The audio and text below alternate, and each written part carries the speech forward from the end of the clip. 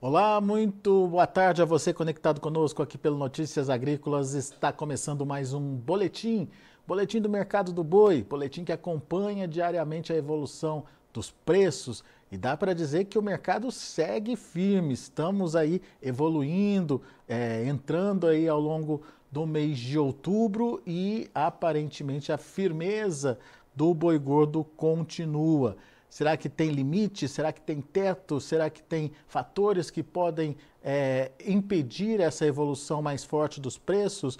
Ou nesse momento não tem mais quem segure essa arroba do boi gordo e é cada vez mais comum ver novos patamares de preços? Por exemplo, agora estamos falando dos R$ 300. Para contar essa história para a gente, está aqui comigo o meu amigo Gustavo Figueiredo, lá da Radar Investimentos.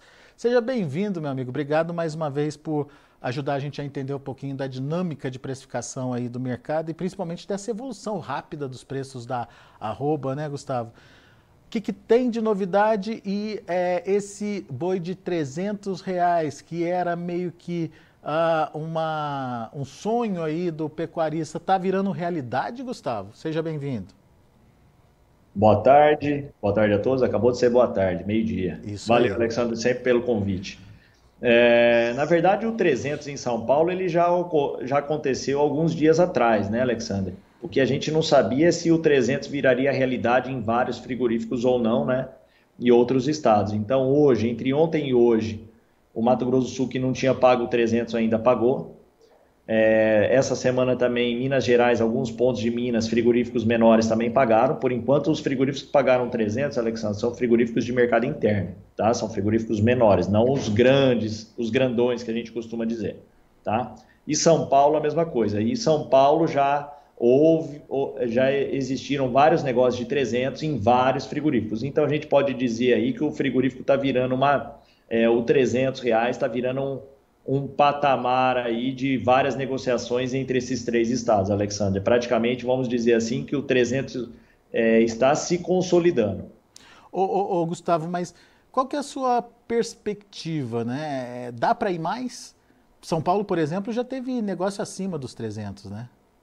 Hoje saiu um negócio pontual aí de R$ 305 no estado de São Paulo, Alexandre. Essa é a máxima do estado de São Paulo e aonde quem pontuou esse negócio aí geralmente que a gente acompanha e aonde saem esses negócios e são distribuídos aí via grupos, né? Saiu hoje no aplicativo AgroBrasil, que são onde os negócios acontecem. O próprio pecuarista vai lá e coloca e ele sai online. Então acabou de sair, faz aí 30, 40 minutos que esse negócio aí saiu. Porém, a gente não sabe qual é o frigorífico, mas a gente sabe que não é um frigorífico dos grandões, é um mercado interno. Mas saiu sim, é uma máxima em São Paulo hoje, o R$ 305. Tem fôlego para evoluir na sua perspectiva aí, Gustavo? Esse mercado pode ir mais longe que isso, tomando como referência os 300, né? Óbvio que outros estados, outras realidades aí ainda estão buscando novas referências para os preços, mas tomando como referência esses 300 que já começou a ser praticado, como você bem pontuou, em Mato Grosso do Sul, São Paulo e Minas Gerais, tem fôlego para continuar subindo? Alexandre, vamos lá. Alguns pontos que ajudaram isso aí, né? O primeiro ponto foi a seca severa, né? A gente não tem nem animal aí com pasto, porque várias regiões aí produtoras elas foram queimadas. Então, isso aí, com certeza, ajudou a ter uma redução da oferta aí no mês passado para essa alta de agora, né? Então, hoje o que nós temos são animais somente confinados em várias regiões aí produtoras do país. Agora, outro ponto que, na minha visão, ajuda, mas a gente não sabe quantificar o quanto, nós temos a questão também do fundo eleitoral, a questão de eleição, que é muito dinheiro despejado aí no cenário de mercado interno.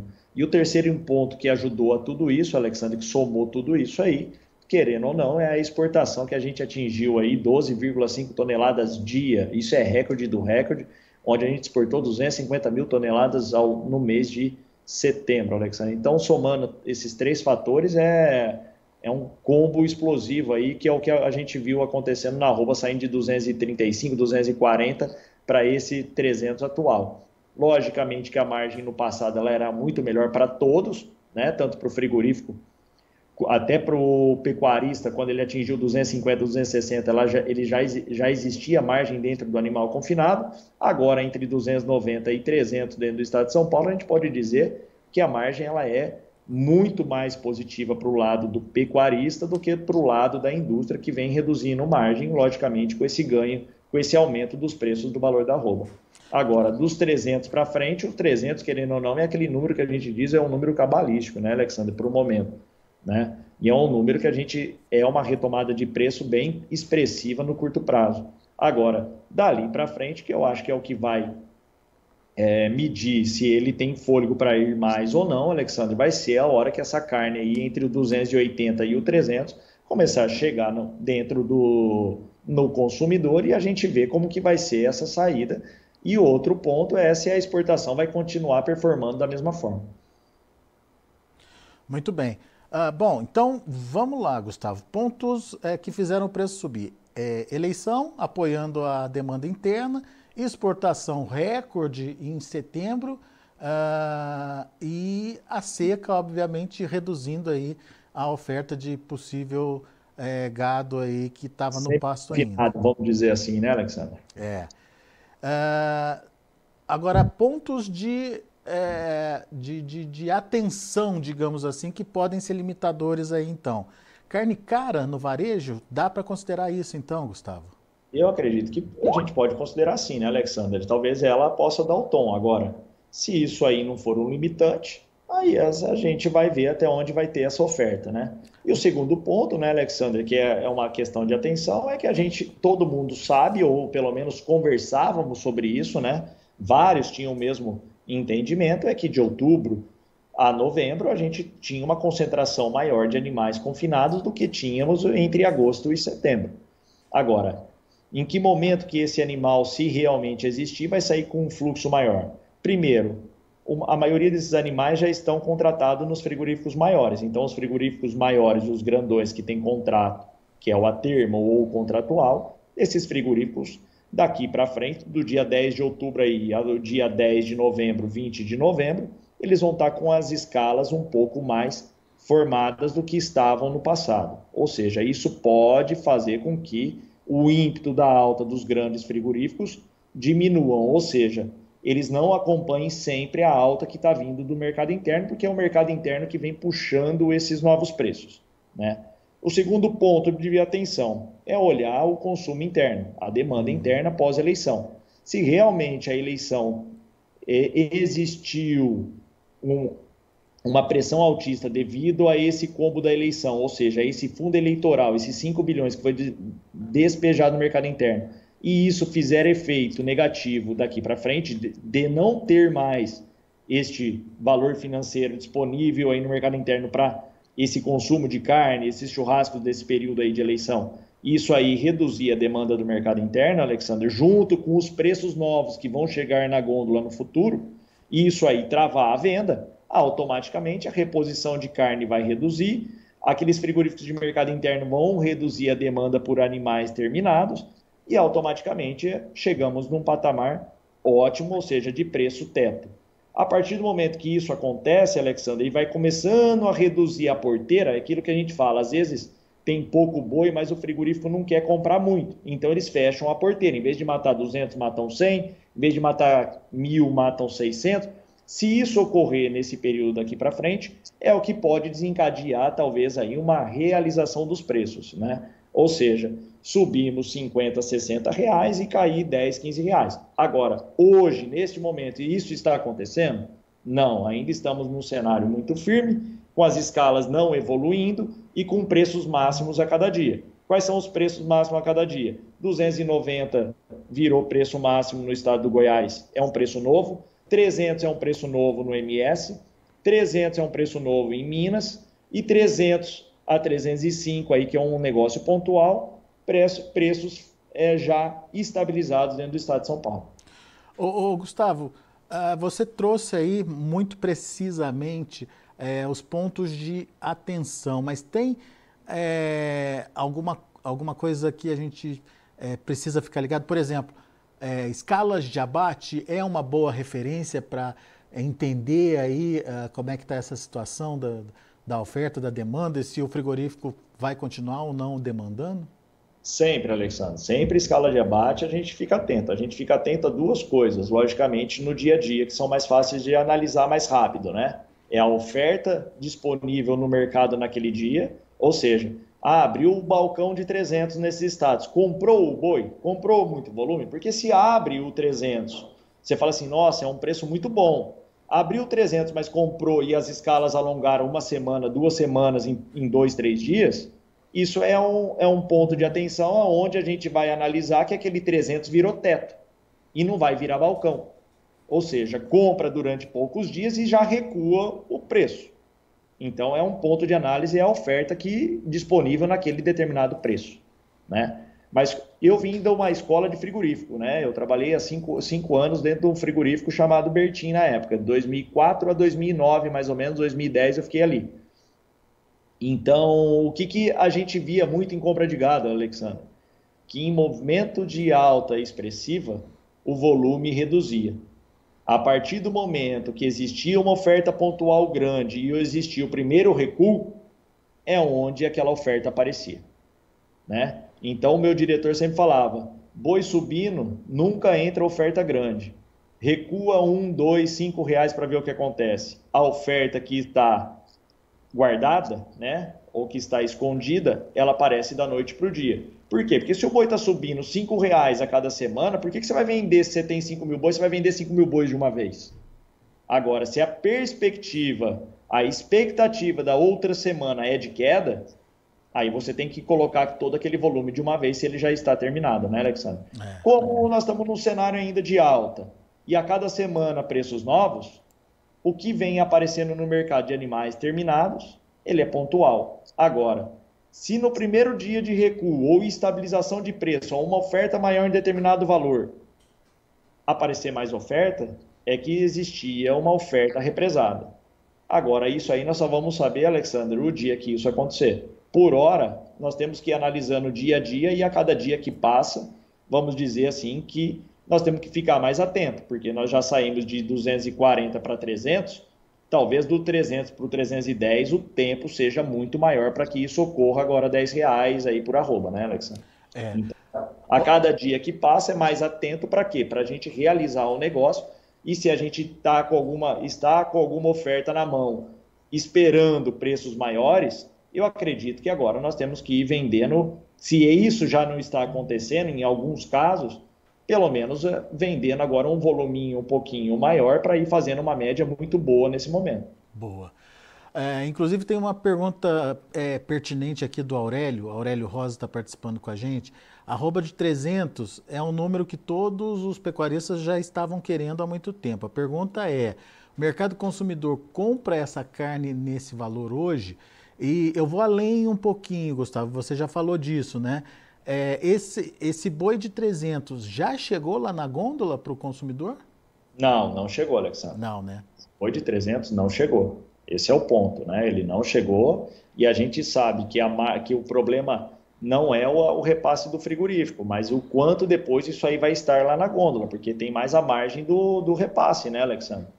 Então, a gente sabe que em algum momento isso aí sim pode ser um limitador aí para essa demanda de mercado interno. O atacado está fazendo dinheiro ou está conseguindo subir por enquanto? Por enquanto sim, né, Alexandre? Mas a gente já ouve aí em conversas de mercado interno que a margem já está um pouco mais assim apertada. Isso é fato. Para o frigorífico, né? Para o frigorífico, já subiu, né, Alexandre? Já subiu.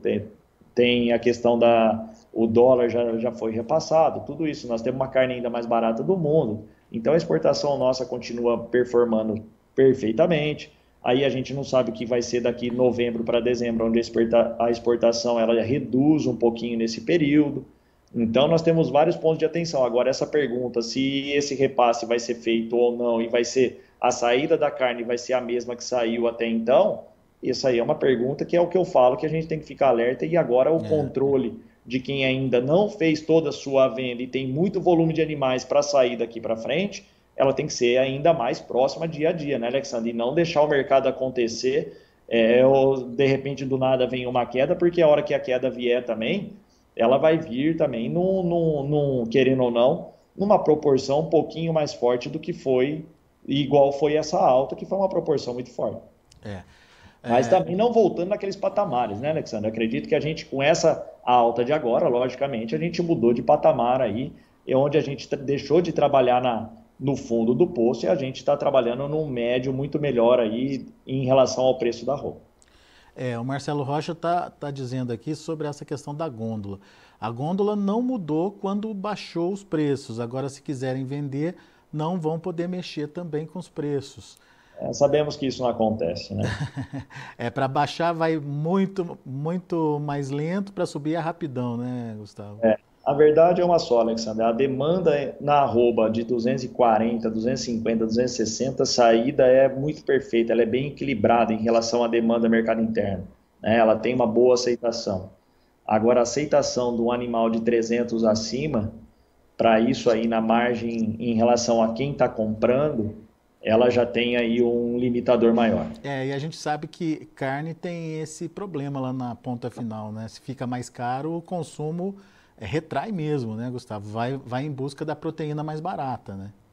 A parte boa é que o mercado interno, né, Alexandre, com o tempo, ele aprendeu a trabalhar com menos estoque, né? Então tem. Agora a questão às vezes, quem está repassando isso aí, que é um intermediário que existe muito na carne ainda, né? Saber qual é o estoque disso, se ele está comprando sempre, objetivando já uma venda maior na outra semana. Então, se existir um estoque grande e depois o repasse não existir na outra ponta final, aí pode ser que é onde seja o primeiro gatilho aí para ficar bem atento em relação ao valor da arroba e que a gente tenha atingido aí o teto do valor da arroba. Muito bem. Para o momento, né, Alexandre? Para o momento, porque analisando 2025 para 26, a gente sabe aí que o cenário vai ser mais apertado, É né? isso que eu ia falar, é outro cenário, é outro mercado, enfim, né? É o mercado de restrição, daí é outra coisa, vai ficar alto para não se consumir mesmo, né, Gustavo? Isso aí, Alexandre. Boa. Perfeito. Beto Alvino está dizendo para a gente que lá em Campina Grande, lá na Paraíba, já deu uma subida o boi lá, tá R$ 260 por lá. O Vitor Hugo quer saber, Gustavo, se no Mato Grosso ainda tem espaço para alta. O que você está acompanhando do Mato Grosso e será que o boi a arroba consegue avançar mais lá um pouquinho? Alexandre, desde o do começo da alta, a gente falava que as diferenças entre estados iriam reduzir, né? Que é Uhum. o que aconteceu. Sempre São Paulo tinha um diferencial maior. Tanto que São Paulo, Minas e Mato Grosso do Sul encolheram, né? O diferencial. MT, pelo que eu vi aqui, alguns negócios, 270 já. Goiás, 290. Se a gente continuar dessa forma, demandando, e tudo que a gente abateu até agora e vem abatendo, a gente tiver uma saída disso aí, Alexandre, com certeza a gente teria espaço aí para São Paulo. Se São Paulo faltar oferta, Mato Grosso do Sul faltar oferta, o porquê não buscar nos estados onde tem mais boi? Então, essa diferencial aí poderia fechar em relação aos outros estados. Ou aqui realiza um pouquinho e lá não cai nada, né? Tudo isso. Porém, a gente sabe que Mato Grosso é um estado, hoje, com os valores da comida, da dieta, né, Alexandre? É um estado onde a gente tem uma grande concentração hoje de boi confinado e isso aí automaticamente limita um pouquinho mais a alta. Já Minas Gerais, aqui a região sul e Mato Grosso do Sul, não tem esse número de animais confinados como tem São Paulo, como tem Goiás e como tem Mato Grosso. Então é por isso que ainda tem talvez esse diferencial entre os estados. Boa. O José Milton Garcia está perguntando aqui se você sabe a média da arroba em dólar no Uruguai, Argentina, Paraguai e Austrália. Você tem essa comparação aí, Gustavo, de preços em dólar? Nesse momento eu não tenho, Alexandre, mas eu posso passar para você passar em algum. Nesse momento agora eu não tenho nem noção de como nós estamos, mas eu sei ainda que nós somos frente ao mundo aí, nós somos baratos, até porque os Estados Unidos, Alexandre, ele vem passando aí por uma questão também diferente de ciclo, né, em relação ao nosso. Então lá eles estão com a carne deles lá, tá no máximo aí, tá no high histórico, vamos dizer assim. Eu lembro que a gente teve um momento que a gente era a carne mais barata do mundo, mas me parece que com essa evolução dos preços a gente mudou um pouquinho Me parece que Reduziu a passou. diferença, né? É, Reduziu a diferença. Paraguai agora é a carne mais barata, mas não tem volume, né, Gustavo? Exatamente, é. O que a gente fala mesmo quando é mais barato mundial é nos principais pontos exportadores, né? Os Estados Unidos hoje não tem o volume para suprir um pouco o que nós temos e a Austrália a mesma coisa. Então a gente tomou muito mercado desses dois países aí dentro desse cenário mundial, tanto que a gente vem batendo o recorde aí e a gente pega setembro como o recorde de 250 mil toneladas no mês. É uma coisa aí impressionante, vamos dizer assim. Boa. O José Ricardo de Luca está dizendo, tá fazendo uma pergunta aqui. Você travaria boi para fevereiro a 320? Ele responde, eu não. É, Alexandre, é o que eu respondo para todos os meus clientes aqui, desde o começo da alta. Eu não gosto de trabalhar com preço fixo, né? Agora, você trabalhar com uma opção de mercado futuro, de defendendo somente o valor mínimo, eu faria na hora. é.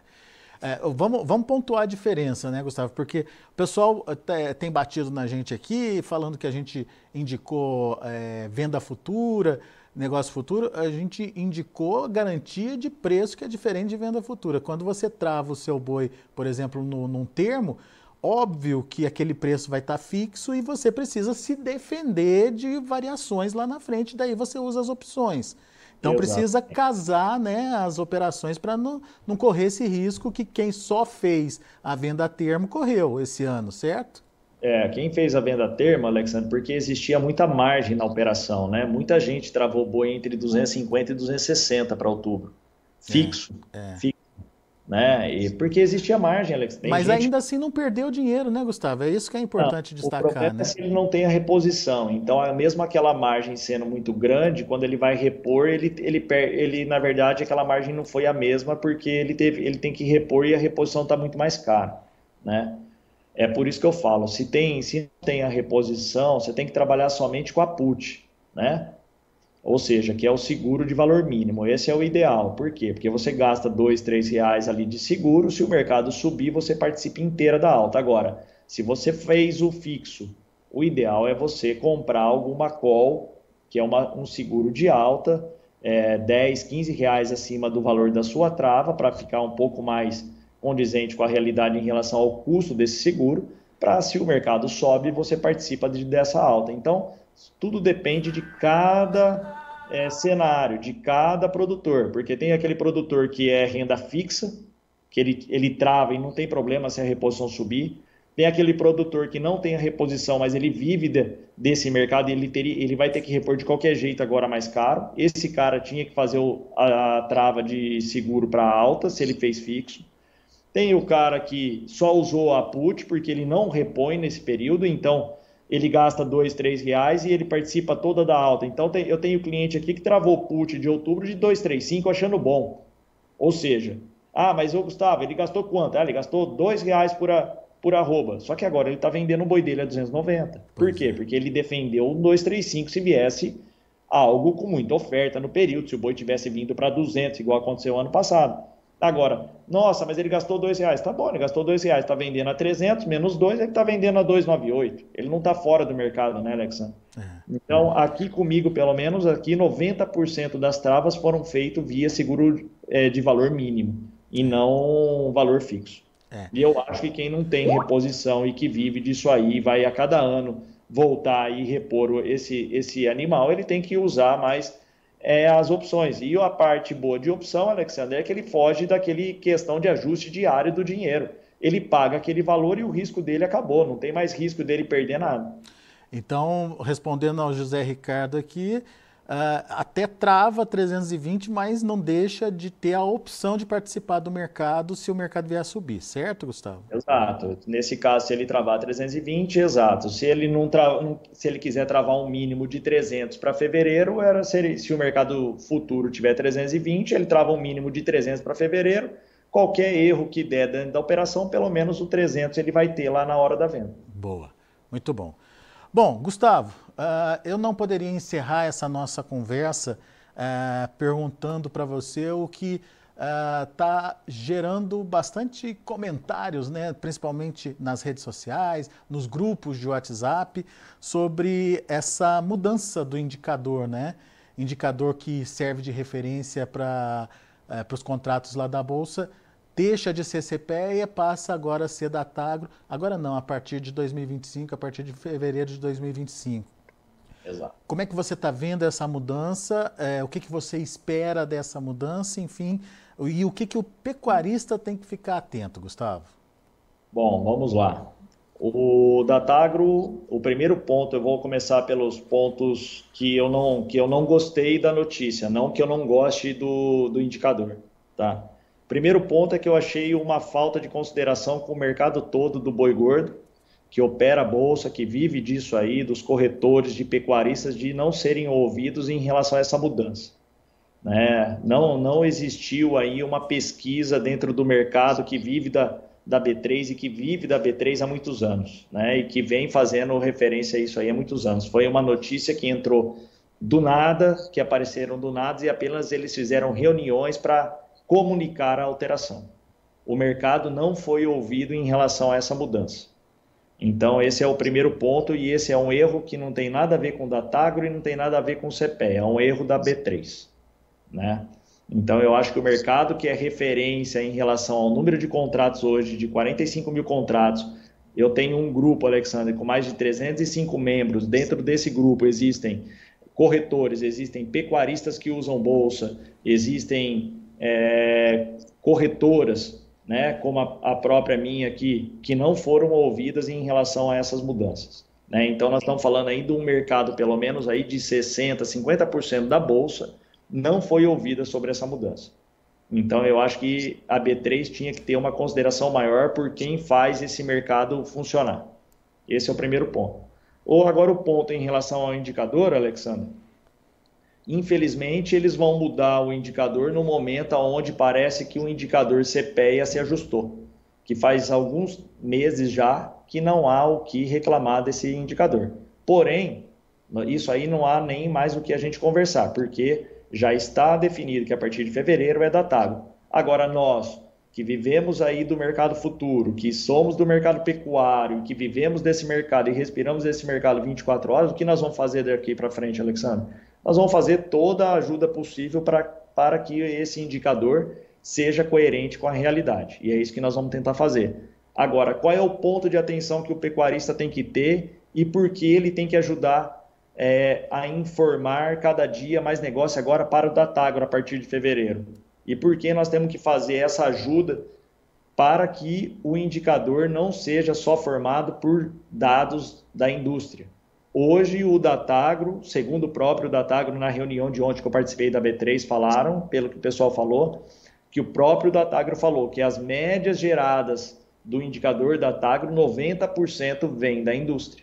Então, esse é um ponto de atenção para todos os pecuaristas. Ou seja, nós, com os negócios que realizamos diariamente, vamos ter que passar a informar diariamente o Datagro. Para quê? Para tirar essa pressão de negócios que somente o frigorífico passa. Ou seja, para a gente tornar o mercado a cada dia mais real e dentro da realidade, para que a gente não tenha o mesmo problema que nós tivemos nos últimos 10, 15 anos aí com o CPEA. Muito bem, então ficou clara aí a posição do Gustavo e obviamente ao longo dessa semana a gente vai ouvindo aqui os nossos convidados para entender um pouquinho mais sobre a percepção deles dessa mudança e se é uma mudança que veio para agregar, se é uma mudança que, enfim, vai apoiar o mercado, é sempre bem-vinda, né, Gustavo? Mas, como o Gustavo lembrou aí, é preciso ter a participação do produtor, porque senão acaba ficando um mercado de um preço só, de um dono só, que é dos frigoríficos, já que eles é que fornecem aí os dados, as informações, né? E no Datagro nós vamos ter uma reunião técnica, mas a gente sabe assim que eles estão compilando as informações dos frigoríficos, elas vêm de lá. Porém, a gente sabe, né, Alexandre, que 100% das informações que vêm e são vários frigoríficos que estão ali dentro, não são só um, dois ou três, não, são vários que já estão colaborando aí com essas informações, mas a gente sabe que a hora que vem de um ponto da indústria, não tem como reportar 100% dos negócios, porque muitos negócios não são também balcão, né, Alexandre? Então tem a questão do termo, tem a questão do contratual. Então, a própria B3 falando que eles mandam 100% dos negócios, não tem como ser 100% dos negócios. Ou seja, via API, essas informações que são transmitidas aí nessa via nova tecnológica, que todos os negócios saem, não saem todos os negócios, e se quiserem não mandar todos os negócios e ter uma relevância sobre um determinado preço daquele dia, a gente sabe que pode existir e que isso pode acontecer, e não há forma de você multar ou falar que eles estão errados, né, naquele momento, até porque você não tem noção do que realmente aconteceu dentro daquela indústria. Agora, qual é a forma da gente minimizar isso aí?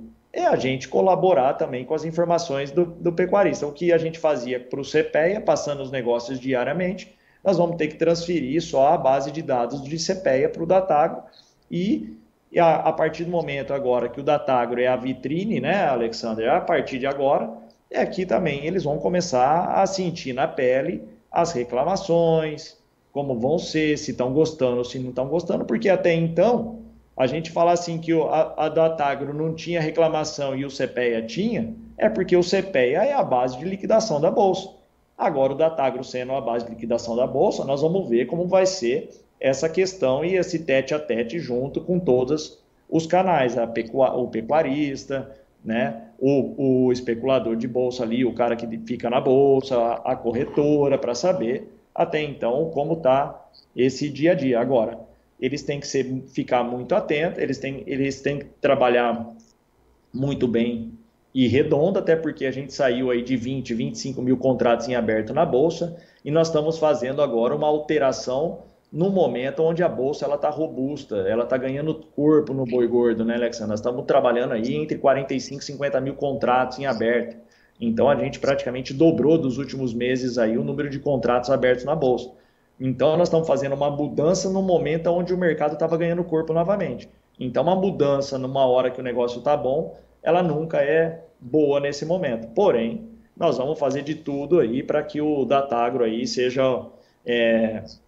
para que tenhamos menos problemas do que nós já tivemos no passado com o CPEA. Muito bem. Está aí, então, a expectativa e a percepção do Gustavo Figueiredo, lá da Radar Investimentos, sobre essa mudança do referencial, do indicador aí, deixa de ser CPEA depois de 30 anos aí de atuação no mercado, e começa a partir de fevereiro a ser Datagro. Indicador... E lembrando que é só para o boi, viu, Alexandre? É só para o boi, é isso mesmo. Continua tudo igual. Muito bom.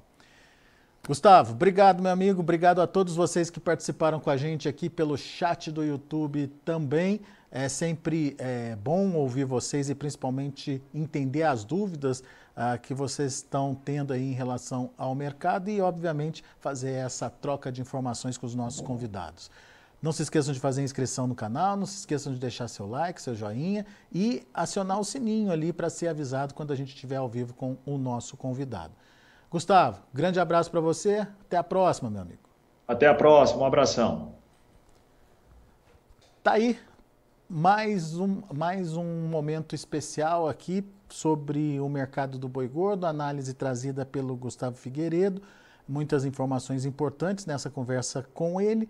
O Gustavo, que é lá da Radar Investimentos. Deixa eu passar para vocês como andam os preços, né? Os preços praticados no mercado futuro, direto lá da B3. Vamos ver? Outubro, 294,15, uma alta de 1,13%. Novembro, 293,50, alta de 1,35%. Dezembro, 293,70, uma alta de 1,12%. Todos, portanto, todos os contratos firmes com altas de mais de 1% aí no dia de hoje. Indicador CPEA fechou o dia de ontem a R$ 294,20, com alta de 0,36%. Muito bem, são essas as informações do mercado do boi gordo. A gente fica por aqui, agradeço a sua atenção e audiência. Daqui a pouquinho tem mais informações para você. Continue com a gente, Notícias Agrícolas, informação agro relevante e conectada.